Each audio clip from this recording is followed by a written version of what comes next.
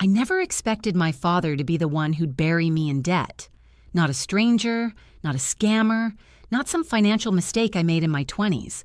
No, it was my own father. A man I once trusted so deeply, I used to believe he could do no wrong. It started on a Monday morning in February, the kind of morning where the world feels slightly tilted. Icy wind outside, broken heater in my apartment, and a coffee spill on the only blazer I didn't hate. I was already 20 minutes late to work when my phone rang. Unknown number. I almost let it go to voicemail, but something told me to answer. "Ms. Grace Connors?" the voice asked. Polite, professional, male. "Yes," I responded, balancing the phone between my shoulder and chin as I grabbed paper towels for the mess. "This is Patrick Michaels from Evergreen Lending. I'm calling about the default status of the commercial loan tied to Connors & Company, landscaping. You've missed 3 payments, and we need to discuss options before we escalate." I remember standing frozen, the dripping coffee suddenly irrelevant. "I think you have the wrong Grace Connors," I said carefully. "I don't own a landscaping company." A pause. Then, "Your name, address, and social security number are on the loan paperwork." I sat down, right there, on my kitchen floor. What followed was 2 hours of phone calls, emails, PDFs of signatures I didn't remember signing, and bank paperwork so legitimate it made my stomach twist. The loan was real. The amount? $250,000. And I was the sole guarantor. My heart pounded. My father's business had been struggling for years. Connors & Company, landscaping, a family-run service based in upstate New York. It had once been his pride and joy. I remembered him walking in the door smelling of cut grass and gasoline, laughing about customers who overwatered their lawns or tried to plant palm trees in snowy Buffalo. But in the last 5 years, everything shifted. Contracts dropped. Equipment broke. He let workers go one by one. I'd helped where I could, loaning $1,000 here, covering utilities there. But I was a public school teacher, barely keeping myself afloat. Still, I never imagined he'd... No, he wouldn't. He couldn't. I called him. 3 rings. "Hey, Gracie," he answered cheerfully. "How's my favorite daughter?" "You only have one," I replied. My voice was already sharp. He paused. "Everything okay?" "Did you take out a loan in my name?" I asked. "Director." I didn't have the energy for games. A longer pause this time. Then, casually, "Oh, that." I felt my throat tighten. "Oh, that?" "It was just some paperwork, sweetheart," he said. "You weren't using your credit for anything big, were you?" $250,000, Dad, I snapped. $250,000. He sighed. "Look, Grace, you're young. You've got time, you're single, no kids, no mortgage. I figured—" "You figured what?" I interrupted. "That I could just carry your failing business on my back?" "You'll be fine," he said, brushing it off like I was overreacting. "You always land on your feet." I stood there shaking. I wasn't crying. Not yet. But something in me cracked wide open. That crack didn't feel like heartbreak. It felt like fury. I wanted to yell, scream, call the police, drag his name through every legal court and family gathering until he begged for forgiveness. But all I said was, "I need to think." And I hung up. The next few days blurred together.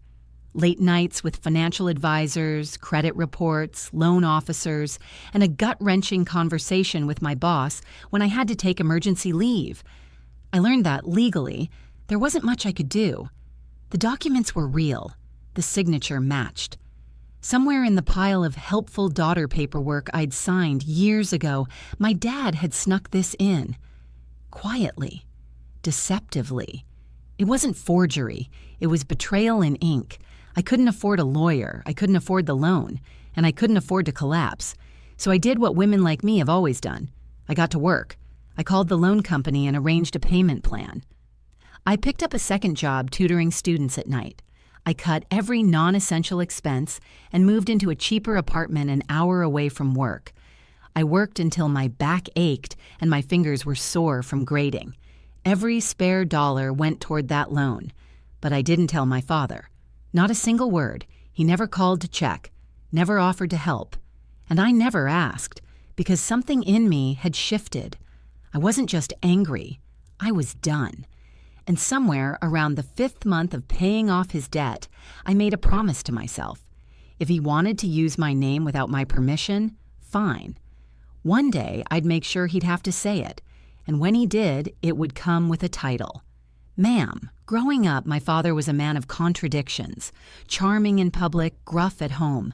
To the neighbors, he was the salt-of-the-earth small business owner who shoveled their driveways without being asked and handed out free lawn care tips at block parties. But behind closed doors, he was a different story. Impatient, dismissive, and never satisfied with anything that wasn't done his way. He loved the idea of family legacy. He'd say it all the time when I was younger, like it was some sacred torch I was meant to carry whether I wanted to or not. Connor's men built this business with their bare hands, he'd say at dinner, as if my being born a girl was some unfortunate clerical error. And you'll always have a stake in it, Gracie. That's your birthright.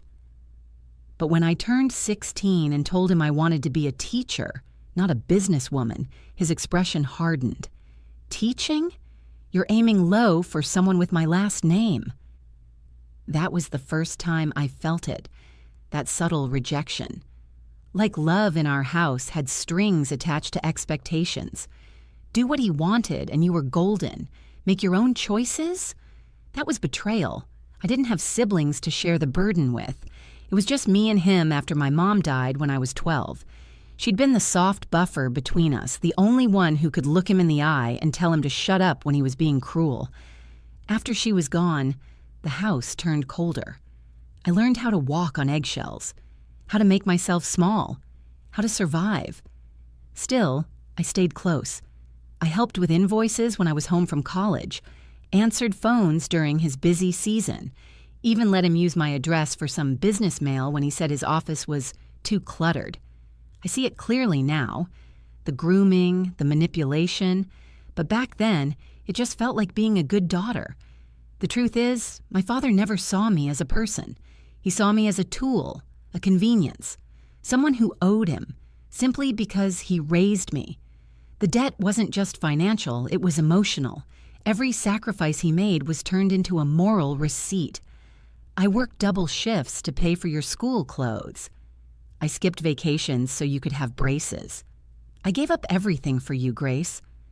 So when I confronted him about the loan and he waved it off with, "You're single? You'll be fine," I realized he hadn't made a mistake. He'd made a calculation. To him, I didn't have a husband or kids to protect. So I was free labor, free credit, a disposable asset. I could have gone nuclear, told our extended family, alerted the local news, reported him to the authorities. But I didn't, because I wanted more than vengeance. I wanted justice, the slow kind, the kind that grows in silence and strikes when they least expect it. I kept paying the loan, quietly. Every check felt like a stitch in a wound I was sewing shut myself. But while I paid, I planned. It started as curiosity. I began researching Connors and Company, landscaping, not just the loan documents, but the business itself, what contracts it had, what debt it carried, what assets remained. I searched public records, tax filings, small business registry forms. Turns out, when a company's struggling, it leaves a paper trail as messy as uncut grass. I found unpaid invoices to vendors, notices of equipment repossessions, a red flag on the state tax site about a missed renewal filing. And the biggest discovery? My father had quietly registered another LLC using his girlfriend's name, Connor's Green Design. A fresh start, he'd probably call it. A cover, I called it. He was abandoning the ship he'd sunk, letting me drown with it, and hopping onto a new one without a backward glance. That's when something in me snapped. I printed every document I found, made a folder, labeled it evidence. Because now it wasn't just about paying off a loan, it was about building a case. I didn't know for what yet. legal action, public exposure, buying him out from under himself? But the thought gave me power, control. For the first time in months, I felt like I was steering my own fate. I also started talking to people, quietly, deliberately. Old employees of Connors and Company who'd left without notice, vendors who were still waiting on checks. One guy, Pete, had been my dad's right hand for 10 years. He met me for coffee in Syracuse and spilled everything. "He's done," Pete said. "No one wants to work with him anymore. He's burned every bridge. But he won't admit it. He thinks someone will bail him out. He always thinks someone will." That someone was me, not anymore, because something else had begun to form in my mind. A vision, a bigger picture, a version of the business rebuilt, revived, and run without lies. One that didn't depend on family guilt or backroom favors. One with leadership that gave a damn about the people doing the real work. If he could use my name behind my back, I could use his in the open. But first, I needed leverage and patience.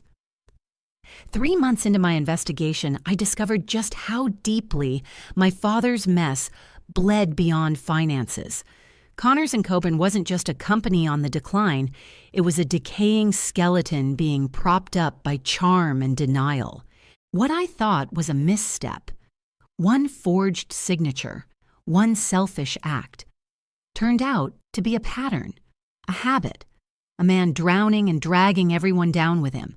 But the worst part wasn't what I uncovered. It was how easily he kept smiling while I suffered. Every other Sunday, he'd send a casual text. "How's it going, Gracie? Still mad at your old man?" As if we'd just had a disagreement over dinner plans, not a $250,000 betrayal that had me eating rice and beans 4 nights a week. I never replied. I'd see him in Facebook photos. His girlfriend snapping shots of him barbecuing on a deck I knew wasn't paid off, laughing at a lake house he used to bring Mom to before everything rotted. His followers commented things like, "Living the dream, rich, and well-earned relaxation." I wanted to scream. I was working double shifts. He was posting grilled steaks. He'd built a new version of himself on the ruins he left me to clean up. But what he didn't know was that I was quietly watching, taking notes, connecting dots. One of those dots led me to Marlene Whitaker, a name I'd seen a few times on invoices. She owned a wholesale nursery that supplied plants and sod for local contractors. I emailed her pretending to be a new landscaping startup and asked if Connors & Company still had an active account. She wrote back quickly, "They defaulted on 3 invoices. We no longer extend credit to Mr. Connors or any associated parties. Are you affiliated?" I didn't answer, but I printed that email and added it to my growing folder, now thick with paper, records, and signatures. One line in bold from her reply stuck with me. "We no longer extend credit." That was going to become the new standard. In another life, I might have let all this rot. I might have forgiven him after enough time passed or enough silence numbed the pain. But this wasn't just about me anymore. It was about the people he hurt, the people he scammed, the employees he underpaid and let go without severance, the vendors he used and ghosted. And it was about my mother. She had built that company with him. I remembered her in denim overalls and gloves, loading mulch into bags in the early years. She handled the books, scheduled appointments, made coffee for the team every morning. Even when she got sick, she ran payroll from her hospital bed. After her funeral, he stopped honoring the business they'd built together. He turned it into a sinking raft, and now he was trying to pretend it never existed, like she never existed. That was the deepest cut. That week, I went to the county clerk's office. I knew Connors & Company was still technically active, just suspended for tax issues. What I didn't expect was that no one had filed for the associated business property, the very office building and equipment lot my father operated from. Turns out he'd let the lease lapse. His girlfriend's new company was being run out of a rented garage and the original location. It was up for auction. I ran outside, sat in my car, and stared at the notice in my hand. The address, the lot, the building, the tools. All of it was being sold in less than 3 weeks, and I had just enough saved from months of miserable hustle to cover the opening bid. I didn't cry, I didn't smile either. I just took a breath so deep I felt it in my spine. Because this was it. He put me on a loan I didn't ask for. I was about to put my name on the deed he thought didn't matter. Let him rent garages. I'd own the land he used to call his kingdom. And when I did, he'd have no choice but to come knocking. I planned every step carefully. I hired a small-town real estate attorney with a poker face and a reputation for discretion. I didn't want the purchase tied directly to my name until the paperwork was final. He understood the assignment. "It's a lot to take on," he warned. "I've already taken on worse," I said. The auction was quiet. No big crowd, just a few bidders circling what they assumed was junk land attached to a failing business. No one expected the shy-looking young woman in the corner to be armed with a cashier's check and 6 months of seething calculation. By the end of that morning, I owned it. Every square foot, every cracked tile, every weed-choked corner of the Connors and Company headquarters now belonged to me. The title transfer took a few days, but the keys were mine. And that evening, standing in the office I used to clean as a teenager for $10 an hour, I made another promise. I wouldn't just take the building. I'd take the name, the legacy, the whole damn business. And this time, I'd run it right. The first time I stepped inside the Connors and Company office as its legal owner, it felt surreal. Not triumphant, not yet. More like stepping into a graveyard you still remember alive. Everything was coated in a fine layer of dust. Half-filled coffee mugs sat fossilized on desks. Rusted tools leaned against the walls like forgotten soldiers. A tattered binder, labeled Invoices 2021, lay on the reception desk, the cover curling inward like it was ashamed to be seen. This wasn't just a failed business. It was abandoned pride. A once respected company left to rot by a man too arrogant to admit he was drowning. I opened the office window to let in air. The hinges screeched, the frame resisting the light like it had grown comfortable in the dark. No more, I thought. Not under my watch. I spent the next 3 weekends gutting the place, alone. I didn't want help. I needed to do this myself. Every drawer I emptied, every receipt I tossed, every shattered light bulb I replaced felt like a purge. Not just of dust and mold, but of old ghosts. I didn't throw everything away, though. Some things stayed. My mother's ledger, tucked in a bottom drawer. Pages filled in her tidy handwriting with notes like, "Pete's son had surgery, paid him full rate anyway," and "Client lost job, discount for April." I cried over that one, quietly. She had run the business with care. It wasn't just numbers to her, it was people. I found a framed photo of her on a shelf behind the office door, smiling, dirt smudged on her cheek, holding a clipboard with a sunflower tucked behind her ear. I placed it front and center on the main desk. Let him see her there when he walked in. Let him feel her eyes on him, because I knew he would. The whisper campaign started 2 weeks later. I hadn't said a word to anyone. No press, no announcement. But in a town like ours, word spreads on the wind. Pete was the first to show up. "You're really doing this?" he asked, standing in the doorway with a cautious smile and a thermos in his hand. "I already did," I replied, nodding toward the desk with the framed deed beside my mother's photo.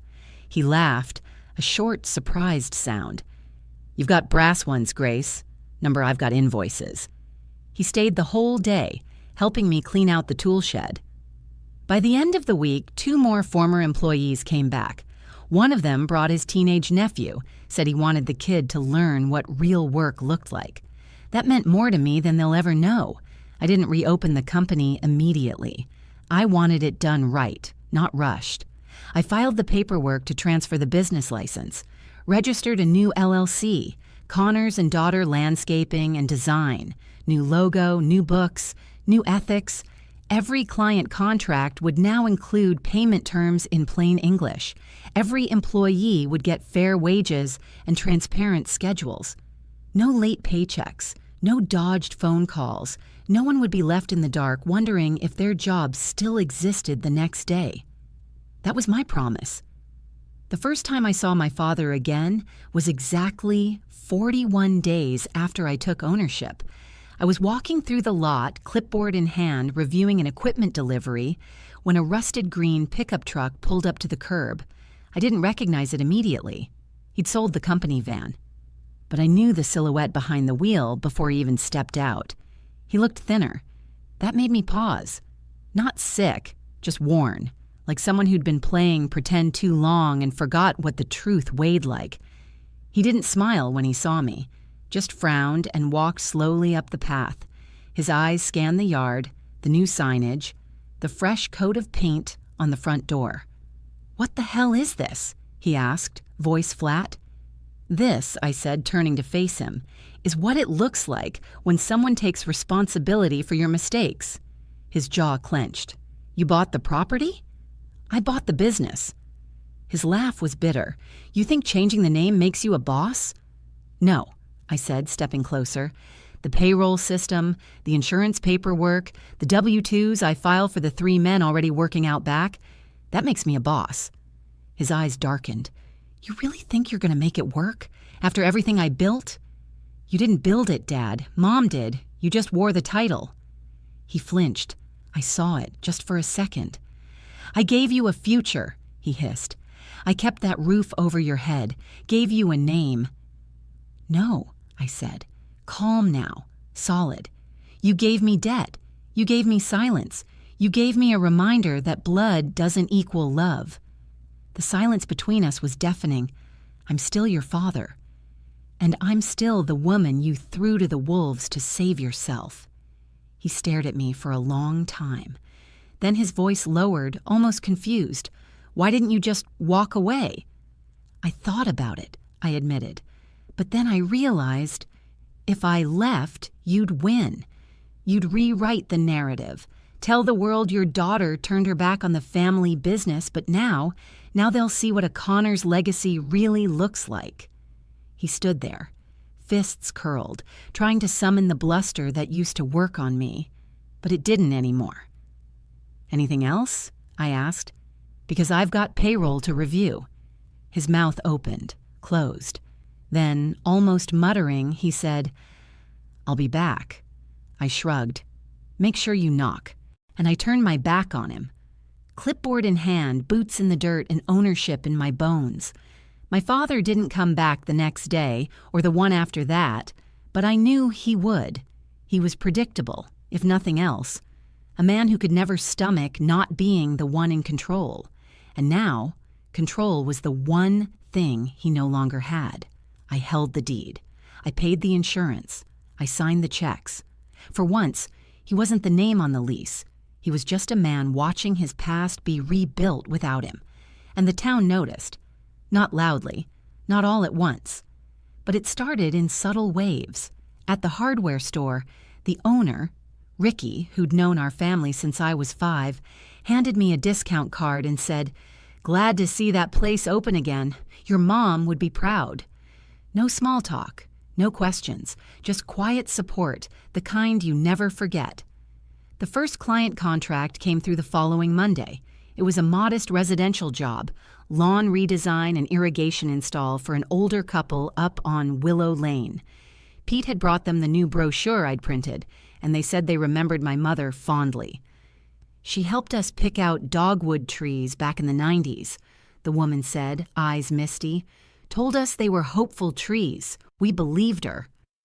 I signed the contract on the hood of my truck. It was just the beginning. Within 2 months, we had 6 clients and were juggling weekend consultations and weekday site work. I restructured the entire operation, digital scheduling, automated invoicing, and weekly briefings with my small but dedicated crew. I didn't pretend to know everything. I asked questions. I paid fair rates. I treated my team with the kind of respect I had never seen my father extend. And people talked. Former vendors who swore they'd never work with the Connors name again started returning my calls. Not because of the last name, but because of the woman behind it. Word got around that we paid on time, showed up early, and didn't cut corners. Meanwhile, I kept paying off the loan he saddled me with. Every month, like clockwork. My bank account shrunk, but my freedom grew. There was power in not letting his debt destroy me, in knowing that every check I sent was one more step away from the hole he dug with my name. He hated it, of course. I didn't hear from him directly again for almost a month, until one Friday afternoon when I received a call from his girlfriend. Her name was Delia, and I'd only met her once before, long enough to know she had no idea what she was tied to. "Grace, hi, sorry to bother you," she said quickly. I'm not sure what's going on." I sat down on the tailgate of my truck. "What do you mean?" "Your dad's been off," she said. "Edgy, drinking more. Keeps talking about how you're ruining everything." I almost laughed. "I'm rebuilding everything. He ruined it all on his own." There was a pause on her end. "He said you stole the business." "That's rich," I replied. "Tell me, Delia, did he ever mention the $250,000 loan he took out in my name?" Silence. "He didn't, did he?" "No," she said quietly. He said you turned on him." I took a breath. "He turned on me the day he signed that paperwork and walked away like it was nothing. I didn't steal anything. I saved it." Another pause. Then her voice dropped lower. "I'm sorry." "You don't have to be, but if you care about him, maybe suggest he stop lying about how this all went down. Because if he keeps trying to drag my name through the mud, I won't stay quiet forever." She didn't call again, but he did. A week later, the shop phone rang. One of the new guys, Travis, answered it and handed it to me with wide eyes. "He said he's your dad," he whispered. I took the call. "Grace," my father said, voice gravelly and cold. "I want to talk." "We are," I replied. "What do you want?" "You made your point." "That I could survive after what you did?" "Yeah, I guess I did." Silence. "You can't just erase me from the company," he muttered. "That name is mine." "No," I said, flat. "It's ours. And when you took that loan out behind my back, you forfeited the right to claim anything else." "You wouldn't be here without me," he snapped. "And I wouldn't be $250,000 in debt either." I expected him to yell. Instead, he said something that froze me. "I need work." For a second, I said nothing. "You're asking me for a job?" I said slowly. He didn't answer right away, but the silence said everything. I stood there in the middle of the yard, surrounded by equipment I now owned, wearing the name he used to think only he deserved. And in that moment, I realized how full circle this was. "You want to work here?" I asked. A long pause. "I'll do whatever you need." I let the silence stretch, not to humiliate him, but to let the weight of his request settle between us. Then I said 4 words I knew would stay with him for the rest of his life. "Submit a formal application." And I hung up. He wanted a job. He'd have to call me ma'am. The day my father walked back onto the property was the day I realized some victories are quiet. They don't always come with applause or banners. Sometimes they show up in the form of a man who once humiliated you, wearing worn-out boots, an old ball cap, and a bruised ego, stepping onto ground he no longer owns. He arrived before sunrise. I was in the back loading supplies into the truck when I heard footsteps on gravel. I turned slowly, expecting Travis or Pete, but it was him. He didn't speak at first, just looked around like a stranger, like he was seeing the place for the first time through eyes that finally understood what he'd lost. I didn't offer a greeting. I just nodded toward the front office. "Paperwork's inside." He hesitated. "Grace." "Ma'am," I corrected, not cruelly, just firmly. His mouth twitched. Not quite a smirk, not quite a frown. He adjusted his cap and walked into the building. Travis raised his eyebrows at me from across the yard. I just shrugged. He wants the job. He plays by the rules. We didn't speak again that morning. He filled out the application in silence, returned it to the front desk like every other applicant, and left. I reviewed it after lunch. His handwriting was the same, slanted slightly left, bold underlines on anything he wanted you to notice. The emergency contact line was left blank. Experience, extensive. Attitude, questionable. Still, I added him to the schedule. The crew had questions, of course. Travis pulled me aside. "Are you sure about this?" "I'm not doing it for him," I said. "I'm doing it for me, for this business. He knows the work. That's all that matters." Pete didn't say anything at all, just gave me a long look and a slow nod. One of those rare gestures between people who've lived through the same fire. The first job we sent him on was a basic mulch and sod install in a small subdivision. I paired him with Travis. When I handed him the work order, I said, "You report to Travis on this one." He blinked. "Travis is 23. "And you're on probation," I replied. "3 strikes and you're out." He didn't argue, at least not out loud. I watched from the edge of the lot as he walked toward the truck with his head down. The same man who once boomed through that office like a storm cloud was now asking my employees where the spade shovels were. Power doesn't always roar.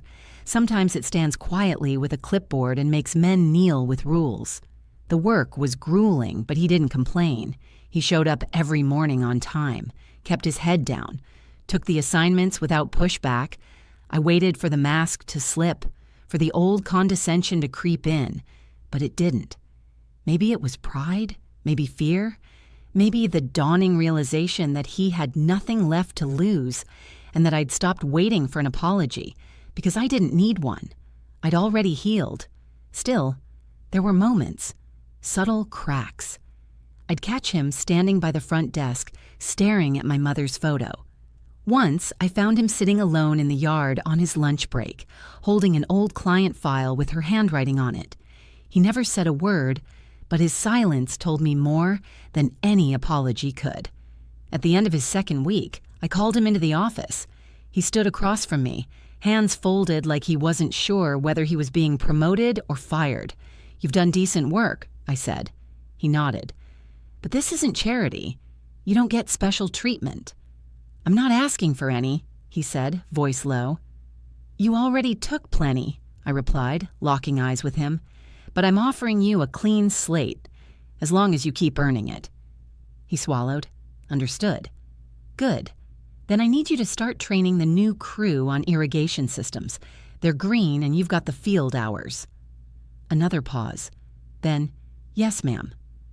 He said it soft, like the words tasted like rust in his mouth, but he said it, and I let it hang in the air. That title he never once gave me when I was a child, begging for his approval. Now, it was mine. Earned. Worn like armor. After he left, I sat at my desk and looked around the office. At the walls I painted, the schedules I built, the business I revived, not from scraps, but from ashes. This wasn't revenge. This was reclamation. A legacy. Rewritten. On my terms. And the man who tried to erase me, he now clocked in under my name. By the 3rd month, something shifted in the air around the yard. The rhythm of the crew, the weight of the days, even the way people looked at me. It all felt different. Not like a new beginning anymore, but like something real, settled. Like I wasn't building something. I had built it. We were booked out 6 weeks in advance. I'd brought on a part-time office manager, Carmen, a smart, no-nonsense woman who handled emails and invoices better than I ever could. The crew had grown to 7. Our reviews were glowing. Clients called me Ms. Connors, but most just called me Grace, with respect in their tone that had nothing to do with formality. And my father, he showed up every day, quiet, steady. He did the work without complaint. Didn't ask for raises, didn't step out of line. I gave him the worst jobs, weed pulling, drainage trenching, equipment cleaning. He never balked, never tried to assert himself. It wasn't humility. Not really, it was shame. I could see it in the way he avoided my eyes during meetings, in the way he stood off to the side when clients dropped by. He knew what the town thought. He heard the whispers. Some of the crew didn't even realize he was my father. Not until Travis let it slip during lunch one afternoon. They all turned to me, waiting. "He works here like everyone else," I said, flat. Clock in, clock out, that's it. Pete chuckled later. That might have been the coldest thing I've ever heard, but fair. I didn't feel cold. I felt free. Every time he handed me a completed checklist, I saw the handwriting that once signed away my financial future. Now it was just ink on paper, submitted to me for approval. The symmetry was poetic. One afternoon, I found him fixing the leaf blower alone behind the shed. I watched for a minute. The way he tightened the clamp, wiped the handle, tested the motor. His movements were slower than they used to be. Age had caught up, finally. "You're wasting time with that one," I said. "It's going to need a replacement soon." He looked up, nodded.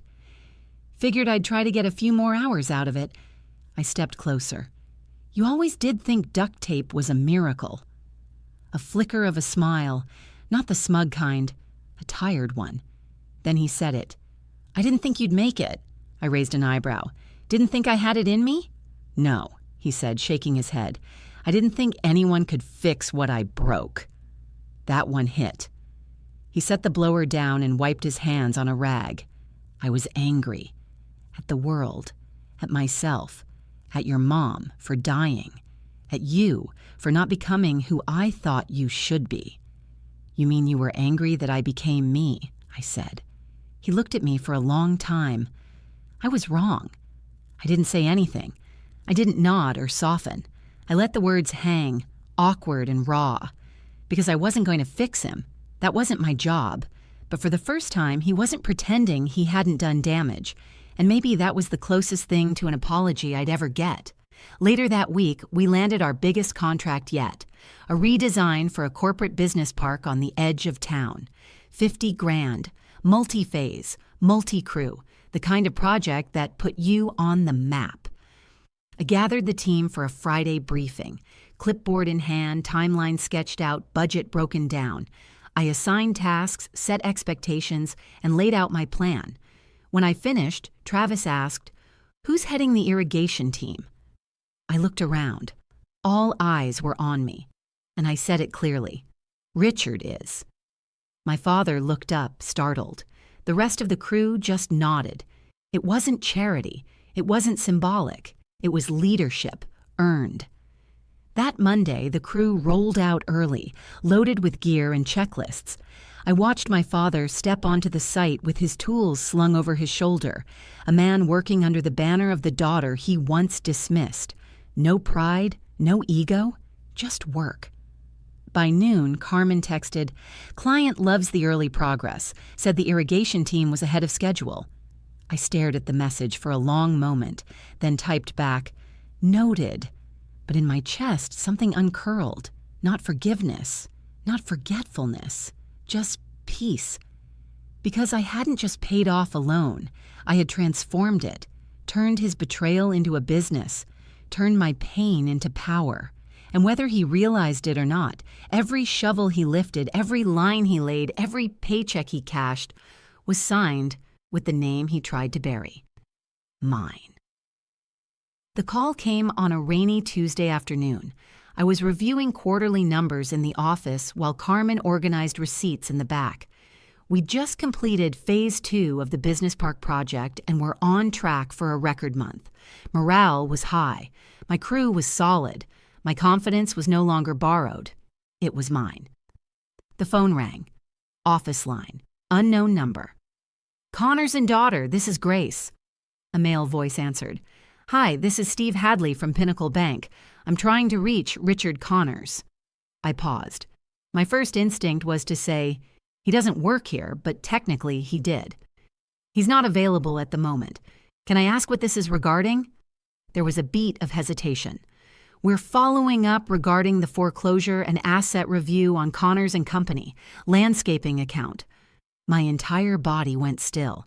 "I'm sorry." "What account?" I asked, though I already knew. "The original entity, not the current one. Richards LLC, the one used to secure the loan 3 years ago." Of course. The ghost company, the one I inherited unwillingly. "I'm not the owner of that business," I said, keeping my tone neutral. "Yes, but your name is still listed as the guarantor on the commercial property connected to the filing. My heart dropped. That property no longer exists. It was sold at auction. I own it now. The man seemed caught off guard. Well, that's interesting. Our records still show Richard Connors as the filing party, and the business is considered inactive. But we've opened a claim because he hasn't responded to the balance transfer. It's moving toward a forced bankruptcy unless someone intervenes. I swallowed. Are you saying he hasn't paid a dime? No, ma'am, not since the initial disbursement, but your name's still tied to the original claim.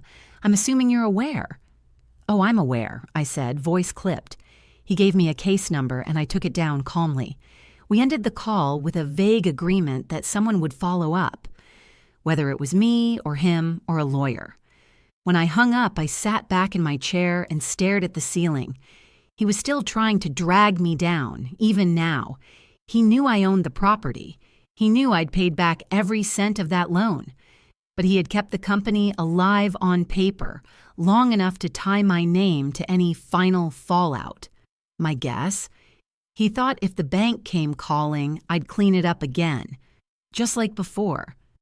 I didn't tell Carmen, not right away. Instead, I walked out into the yard, where my father was unloading tools from the truck, talking with Travis and Pete about sprinkler calibration. He saw me coming. His smile flickered. We're almost done with Lot 3, he said, dusting off his gloves.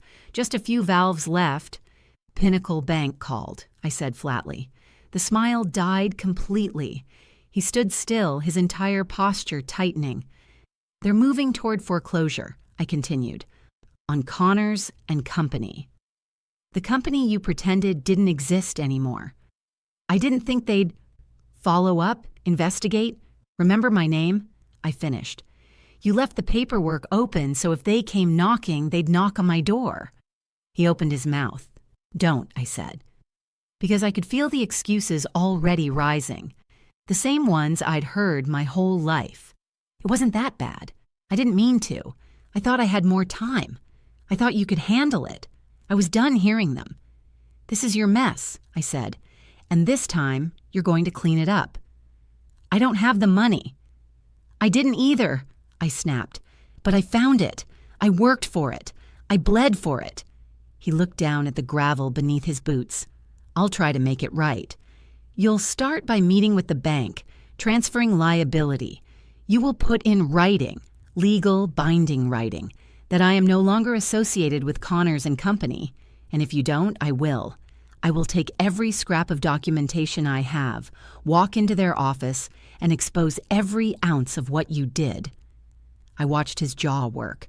No defiance, just the weight of a man finally out of shadows to find there's no more cover. I'll do it, he said after a moment. You'll do it, I repeated, because I'm not saving you again. He nodded. Good, I said, stepping back. Now finish the install. The valves need tightening. And just like that, I turned and walked back into my office. Not because I was cold, but because I had a business to run. And if he wanted a paycheck, even one, he'd have to finish the job under the name of the woman he once reduced to a signature. Now, that signature wrote his fate. The next day, my father came into the office at 7:45 a.m. sharp, early even for him. He stood just inside the doorway like a man bracing for a sentence, hat in hand, hair combed, wearing an actual button-down shirt instead of his usual worn-out crew neck. He looked older that morning, smaller somehow. Carmen glanced up from her desk. Can I help you? I'm here to see Grace, he said. I stepped out of my office. Come in. He followed me quietly, closing the door behind him like we were about to hold a funeral. In a way, we were. I called Pinnacle, he began, spoke with the representative, set a meeting for Friday morning. They're emailing over the release forms. I nodded. Did you tell them everything? His lips twitched. I did, even the parts I didn't want to say out loud. Good. He sat down across from me.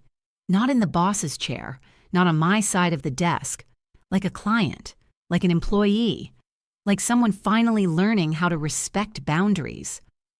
I've been thinking, he said, eyes not quite meeting mine, about shutting down the old LLC entirely, stripping it out of the system, erasing the last of it. That would be the responsible thing to do, I replied, but it's your choice. No, he said quietly, it's the first real consequence I've faced. I won't leave it hanging. I didn't say thank you. That wasn't what this moment was for. Instead, I handed him a printed copy of the statement I'd written for the bank, an affidavit of release absolving me from all financial ties to Connors & Co., and acknowledging that he'd used my identity without consent. The lawyer I hired had made sure it would hold up. He read it in silence, then took the pen from my desk. His signature wobbled a little. When he pushed the paper back toward me, I stared at it for a long moment. My name and his, together on one page, not in manipulation, not in deceit, in acknowledgement, in finality. You'll send a copy to the lawyer, I said. I will, he replied. He rose to leave, then paused with his hand on the doorknob. Grace. I looked up. You didn't have to give me this job, or this second chance. You're right, I said. He winced a little, but stayed. I don't expect forgiveness, he murmured. I just hope. Maybe one day you'll see that I'm trying to be a man she would have respected. He didn't have to say her name. My mother was in the room the moment he said those words, not physically, but in everything between us. In the shape of this company, in the quiet photo on the desk behind me. I don't need you to be the man she respected, I said calmly. I just need you to stop being the man who made me clean up his messes. He gave a slow nod. Understood. Then he left. And I didn't cry. I didn't rage. I just sat there and stared at that signed affidavit like it was a final nail in a coffin I'd spent years building. Not for him. For the version of me that used to bend under guilt. The one who took the blame just to keep the peace. The daughter who thought if she worked hard enough she could earn love. That woman was gone. The one who remained? She knew the cost of her name.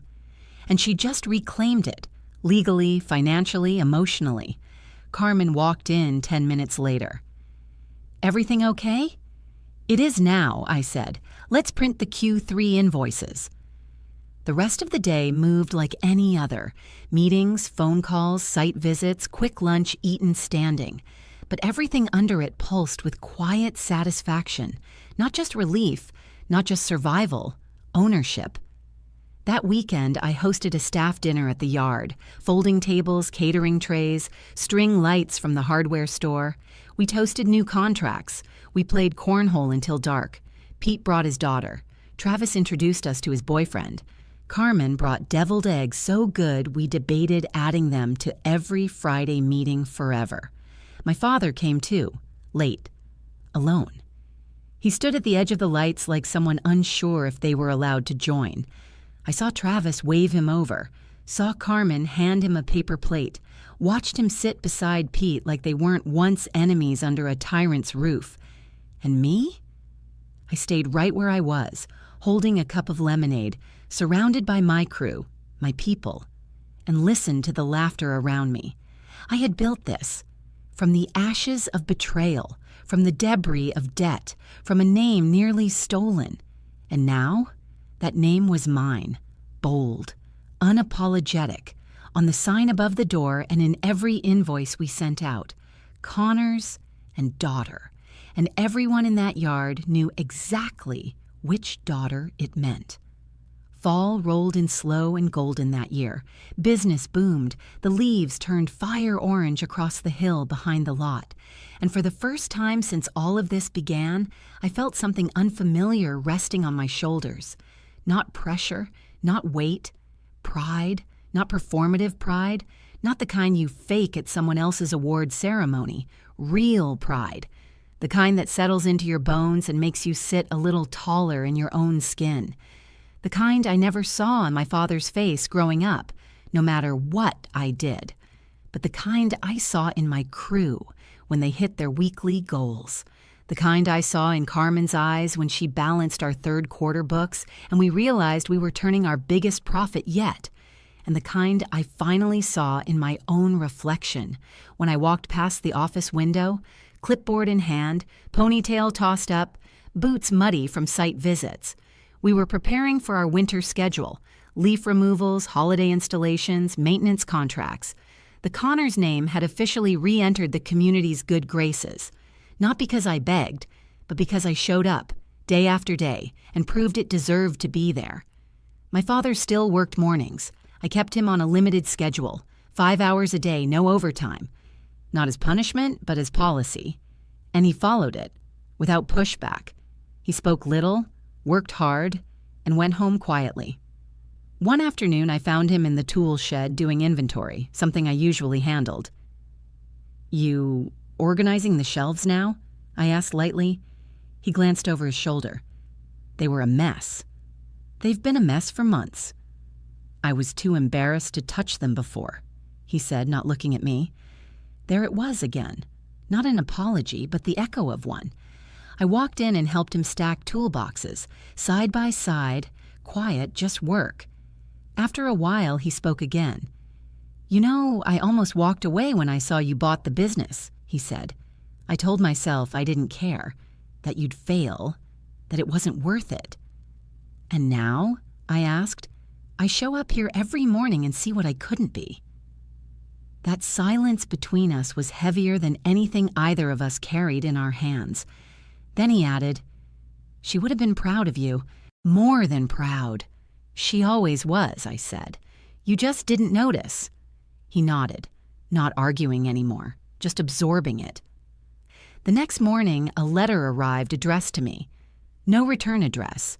I recognized the handwriting instantly. Old-fashioned cursive with sharp loops. Inside was a check, $50,000, and a note that read, "For the part of the loan I never paid.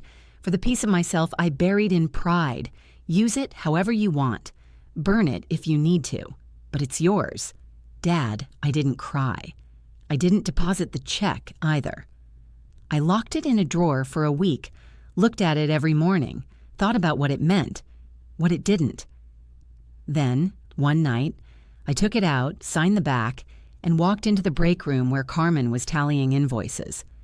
"Use this to set up the scholarship program," I said, placing it in front of her. She blinked. "The one we talked about for trade school apprentices?" "Yeah," I said. "It's time. Let's do it." She picked up the check, read the name. Her eyes flicked to me. "You sure?" "I'm sure," I said. "Let something good grow from the root of that debt." And just like that, a loan that once nearly crushed me became seed money for someone else's future. A month later, we announced the Connors and Daughter Future Builders Scholarship, open to local teens pursuing landscape design, horticulture, or sustainable architecture. We received applications from 15 schools across 3 counties. When the local paper wrote a story about it, they asked for a photo. I stood in front of the freshly painted office sign, flanked by Carmen and Pete, holding a plaque that read, "Growing Legacies, Not Just Lawns." My father wasn't in the photo, but when the article came out, he clipped it and pinned it to the break room wall without saying a word, and he left it there, for every worker to see, for every visitor to read, for every younger version of me who once walked these halls and wondered if they mattered. They do. I do. We all do. The final payment on the loan cleared 3 weeks later. My bank called to confirm, and I stared at the balance. Finally, 0, like it was some rare constellation I'd waited years to witness. Carmen brought champagne. The team gathered in the yard. Pete gave a terrible toast. Travis cried. I laughed so hard my ribs hurt. And when my father tried to slip away quietly, I stopped him. "Wait," I said, holding out a glass. He hesitated, took it. "To what?" he asked softly. I held his eyes. "To daughters," I said, "especially the ones no one saw coming." He raised his glass. And for the first time in my life, he didn't correct me. He didn't roll his eyes. He didn't diminish it. He just said, "Yes, ma'am." And we drank. Winter settled in with a quiet kind of peace. The snow blanketed the yard behind the office in clean, unbroken white. For once, there were no fires to put out, no late-night calls from debt collectors, no surprise legal notices, no hidden knives behind paper smiles, just the hum of a business run right. honest, grounded, free. We slowed down operations for the season, limited projects, shorter hours. I let the crew rest. We'd earned it. Carmen took 2 weeks to visit family. Pete left early most days to help his wife care for her aging mother. Travis spent his mornings helping me sketch out plans for expanding our design offerings in the spring. It wasn't just a job anymore, for them, or for me. It was ours. A few days before Christmas, I stood in the middle of the office alone. No clipboard, no phone in hand, just me in the space I'd reclaimed, every corner of it carrying fingerprints of pain, labor, and finally, ownership. On the back wall hung 2 photos, one of my mother smiling at a client's garden, dirt-streaked and radiant. One of the whole crew at our summer BBQ, arms thrown over each other's shoulders, covered in grass stains and joy, a legacy rebuilt, not on his terms, on mine. The last snowfall before the holidays was thick and wet, the kind that stuck to your windshield and muffled everything into stillness. That afternoon, as I finished prepping invoices and flipping the "closed for the holidays" sign, my father showed up. He stood at the entrance of the yard holding a small, wrapped box. I opened the door. "We're closed." "I know," he said. "I'm not here for work." He stepped forward slowly, nervous. He looked like a man still learning how to walk through doors he used to bar. He handed me the box. "I didn't know what to get you." I didn't take it. Not right away. "You didn't have to get anything." "I know," he said. "That's the point." I took the box. It was light. No tag, no inscription, just wrapped with precision in plain brown paper and a thin red ribbon. Inside was a brass plaque. It read, "Connors and Daughter Landscaping, founded 2022, built to last." Below that, in honor of the woman who paid her debts, planted her own name in the dirt, and grew something better. I stared at it for a long time. It wasn't a monument. It wasn't forgiveness wrapped in gold. It was acknowledgement. "That's your handwriting," I said, brushing my thumb over the etched letters. "I carved it myself," he said. "I figured, after everything, the least I could do was use my hands for something real." We stood in silence. He shifted, hands in his jacket pockets. "Grace, I know I don't deserve a clean slate. I know one gesture doesn't fix what I broke." I looked up at him. "It doesn't." "I'm still sorry," he said anyway. "Every day." That mattered. Not because I needed to hear it, but because he needed to say it. I stepped back and opened the door wider. "Come in. We'll hang it together." He looked stunned, like he hadn't expected to be let in. Not physically, not symbolically. He stepped inside. We picked a spot near the entry, just under the framed logo. Carmen had once joked that it was our wall of truth, everything we believed in, everything we built. The screws went in easy. The plaque sat flush, strong, warm in the glow of the office light. Afterward, he turned to leave, but paused at the door. "You were always more than enough," he said. "I just didn't know how to see it." This time, I did smile. Small. Quiet. Honest. "I know that now," I said, "even if you never said it." He nodded once and left. That night, I locked the office, turned off the lights, and stood outside watching the snow fall softly over the lot. And for the first time, I didn't feel like I was surviving anything. I was simply living, running my business, carving my legacy, answering to no one, not even the ghosts. And as I walked away under the streetlight, keys in hand, I didn't look back. I didn't need to, because everything that mattered was ahead of me. And the woman I'd become, the one who refused to stay buried under the weight of someone else's failure, was already where she belonged, in charge, in peace, and finally, without question, more than enough. Spring came early that year. The ground thawed before we expected. Buds formed on trees that had once looked dead to the bone. It was the kind of rebirth that feels personal, like the earth is trying to show you something about yourself, that maybe not everything that goes dormant is gone. Some things just need time. Business picked up fast. Referrals poured in. One job led to 5 more. We took on our first high school intern through the scholarship program. Her name was Layla, 17, sharp, and already sketching better garden plans than half the vendors in town. She told me on her first day, "I want to build places that make people feel safe." I told her, "So do I." Carmen cried when she said it. The Connors and Daughter brand became more than a name. It became a message, a signature of resilience, a marker of work done right, with integrity. Every invoice, every design, every seed planted in the dirt came with the story of how we got here. Clients didn't just hire us, they supported us. They came because they'd heard about the woman who'd turned betrayal into a business and turned her father's shame into a blueprint for something better. And in the quiet moments, when the crews were out, the phones were silent, and the sun streamed through the office windows just right, I'd pause and feel it wash over me. I did it. Not because anyone gave me permission, but because I stopped asking for it. My father never asked to be rehired full-time. He never pushed for more hours or title changes. He showed up, worked, said little. One day, I found him helping Layla load mulch bags into the truck while gently correcting her measurement math. "She's going to be better than both of us," he said when I walked by. I smiled. That's the goal. I never told him I forgave him because I'm not sure I ever truly did. What I did was outgrow the need to. What I did was build something bigger than the wound. One night, after the crew had gone home and the yard was quiet, I walked through the shed, then out behind the old tool trailer, and stood at the fence line where the woods began. I used to hide there as a kid. When the yelling got loud, or when I felt too small for the house I lived in, it was the first place I ever thought about escape. Now, it was just a line on a property I owned.